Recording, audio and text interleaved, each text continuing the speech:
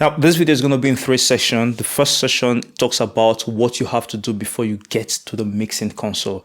And so the first thing I want to talk about is communicating with your singers. You want to start by having a conversation with the singers to understand their needs and their vocal style, and also any concerns that they might have. This step ensures that you are on the same page, you understand the kind of energy the singer has and what style of song they have to do anyway. And the second very important thing you need to do is choosing the right microphone. Microphone selection is critical, and the choice between a dynamic microphone like this and a condenser microphone like this one can make a significant difference depending on the environment. For example, if you're in a loud stage environment with or the microphone application has to be handheld, then you should go for a dynamic microphone like this because they are rugged, they are less prone to picking up stage noises. For a quieter stage setup like a solo artist with an acoustic guitar or a piano, a condenser microphone will capture more detail and nuance to the performance. And the third thing I want to talk about here is mic technique matters. You need to speak to your signals about proper mic technique. A little guidance on maintaining consistent mic distance and avoiding popping sounds can save you a lot of trouble during the mix. Now, these are a lot of things people actually take for granted, what you have to do before you eventually get to the console. Lots of engineers focus on just the console, and if you can get the right sound from the source by using the right microphone and using the right microphone technique, then you are halfway into getting a good vocal mix. So let's jump into the second session. What you need to do when you get into the mixing console. Now, the first thing when you connect your microphone into your mixing console is to set your gain properly. Gain staging is a very crucial thing. Proper gain staging is foundational. So set your preamp levels rightly to ensure you have a strong, clean signal without clipping. In my previous videos where I've demonstrated how I've mixed my church band with this mixing console, I've noticed a few people asking questions as to, oh, how come the sound is not clipping, or how come the mix is clean? The reason, guys, is proper gain staging. If you don't get gain right, in my opinion, your gain knob or your preamp controls are the most important knob in your mixing console, analog or digital, because they affect everything downstream. It's the first control you have over your sound as soon as it comes into your mixing console. So everything that happens, your monitor mixes, your main output, everything is downstream of your preamp, and so it affects everything and affects your main output. It determines if your audio clips or if it doesn't clip. The second thing I want to talk about, when your sound gets into your console, is to get a good monitor mix for your band or for your singers rather. This is something that's not always talked about when you talk about mixing live vocals. A great monitor mix for the singer, making sure the sound in their monitor, stage monitors or in-ear monitors, making sure it's clear. It gives the singer confidence, and the confident singer performs better, and that starts with what they hear on stage. So if they can hear a good sound on stage, hear themselves properly and other instruments properly, they sing right, and then they give you something good to work with. And let's go into some technical stuff. The next thing I do is high pass filtering.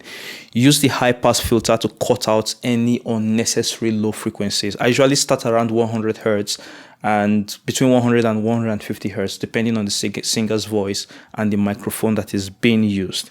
I want to put on my in-ear monitor just to demonstrate a few things about high-pass filter. In this console, we have high-pass filter set at a particular frequency of 75 hertz. So if you're using an analog mixing console like this, you just want to engage it by depressing the high-pass filter button. That's not very convenient for me. I usually want something more between 100 and 150 hertz, like I said. So I've used the insert in the channel to insert some plugins from a DAW here. And yeah, this another video on its own, how to use the insert ports in your mixing console. And if you check out the EQ I've got here, everything on the mixing console is flat, and I can engage a high pass filter here. Oh yeah, so it's set at 100 hertz currently. You can drag it all the way to 150 hertz, even sometimes up to 200 hertz, and you're still able to capture good vocals. and what you are able to do here is to eliminate much of the background noise. Anything more than say 200, it starts affecting the sound, just as you can hear right now. So 100 to 150 hertz is a good place to start. Moving on, let's talk about EQ. I like using subtractive EQ. Subtractive EQ is your best friend. Basically, what that means is you identify problem frequencies and gently cut them out. This approach avoids unnecessary gain and keep the sounds natural. Remember what I said about gain staging. If you boost too much, it also increases the signal level and might mess up with your gain staging. What we've got here in this mixing console, the analog console, like every other analog console out there, are just a semi-parametric EQ. So we've got a high shelf and a low shelf, and we've got a sweepable mid-band. Basically, what I do, I cut out the low end for the vocal. We really don't need it in a live sound situation, so I can cut that by, say, 6 dB or thereabout. And the mid band is what I use to look for offending frequencies and take them out. So basically what I do, I increase the gain and then I sweep to find something I don't want. So you should check 1, 2. Usually as I'm speaking now and you hear my voice, this particular frequency band sounds a little bit nasal and I might want to take it out just to make the sound a little bit better, and then add a little bit of high. This is just for my voice, just to give me a little bit of air and sibilance in my voice and make it sound more clearer. So this is how I sound with EQ. I hope I'm able to get back to where I was before. If I get everything back flat, this is how I sound without the EQ. And this is how I sound with the EQ. Moving on to compression. Now, compression adds consistency and polishes the vocals. I understand most analog mixing consoles, this one included, does not have a compressor. But if you do have the privilege of using a compressor in your setup or use a digital mixing console, then you should use compressor in a subtle manner. Basically, you just want to use compressors to tame the dynamic range of the signal. But when you do it a little bit too much, or if you're not careful with it, it might end up taking out the life from the vocal itself or make it not to come out very much in the mix. So what I aim for with compressors is 3 to 6 dB of gain reduction. Ratio of 3 to 1 to 6 to 1 works well. If you have a single compressor, then 3 to 1 or 4 to 1 ratio is something that you should probably look at. What people don't really take into account when using compressors are the attack and release time. This is something you have to play with to be sure that it works well, perfectly for you. A slow release time probably compresses your vocals for longer than it should. So it's something that you need to experiment with just to be sure you're dialing it just right. What I would advise is to compress in stages, because I've found out from experience that using just one compressor doesn't really give me what I want when it comes to mixing vocals the right way. So I like to compress in stages, at least in 2 stages. So if you have the luxury of having being able to put more than one compressor in series, stack them in series in your vocal chain, that will help you. The first compressor will be able to handle the loud peaks, while the second compressor kind of acts to glue your sounds together, so that will have like a smaller ratio. If you are unable to stack 2 compressors in series in your vocal chain, then send your vocals to a bus or a group and then compress in the channel the compressor that takes care of the peak, and then compress the bus, the one that glues them together. So with the first compressor, you want to set a high threshold and a high ratio. High ratio, talking about maybe something around 6 to 1. This should enable you to tame the loud peaks, and you should use a fast attack and a fast release time. For the second compressor or the bus compressor, you should set a low threshold and a gentle ratio, say ratio 2 to 1 or 3 to 1. So this enables you glue the dynamics together. With this, you can set a lower threshold, compress a lot, because you have a smaller ratio. It wouldn't really affect you a lot.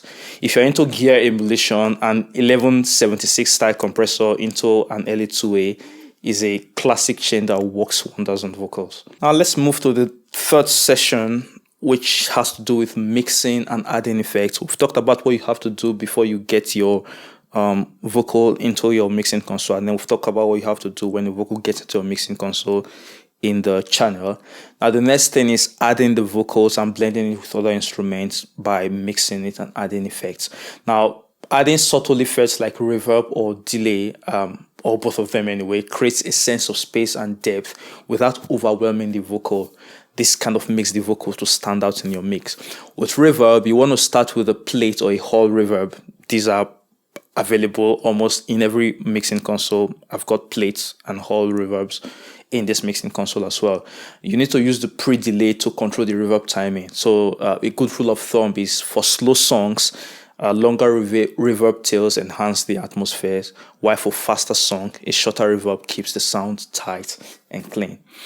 With delays, delays can actually enhance your depth and texture. So you want to use a short slab delay around 80 to 100 milliseconds to add subtle depth to your vocal. Or you can use musical delays like a quarter note or eighth note delay to add texture. Just ensure that they complement the tempo of the song properly. What you need to do here is to keep this effect subtle, and that's the key to using effect is subtlety. Overuse can drown the vocal or even distract from the performance. So you want to use your ears and make adjustments sparingly. I've got videos on this channel that actually talks about these things in details individually. So I've got a video on how to set up gain properly in your mixing console. I've got a video on how to use EQ and high pass filter. I've got a video on how to set up effects. And then I've got videos that specializes on reverbs and delay. So you might want to check all of this out. I'll link them all in the description. Well, it's the last video of the year 2024, and I just want to give a huge shout out to every one of you who has been a part of this channel. We're actually ending the year with 13,000 subscribers, and I'm very excited. So thank you everyone for being a part of this journey. We did smash a few glass ceilings this year. Next year promises to be great, and I can't wait to share with you guys what I have in store. So if you haven't joined channel membership, this is your opportunity to join. Link is in the description. Lots of amazing perks, lots of things I have in store for channel members rolling out next year, and it's an opportunity for you to support the channel. The Fundamentals of Live Audio Engineering, my course, officially launches in the beginning of the year 2025. The waitlist has been open since early November. And thank you all if you've joined, and if you're yet to sign up for the waitlist, please do so. Link is in the description. It's an opportunity to lock in your exclusive discount as well as some extra things that I want to give out to those who have signed up for the waitlist. So until the course launches, you have the opportunity to join the waitlist. Thank you again for being a part of this journey. I'm Kelvin. I'll see you next year. Happy New Year.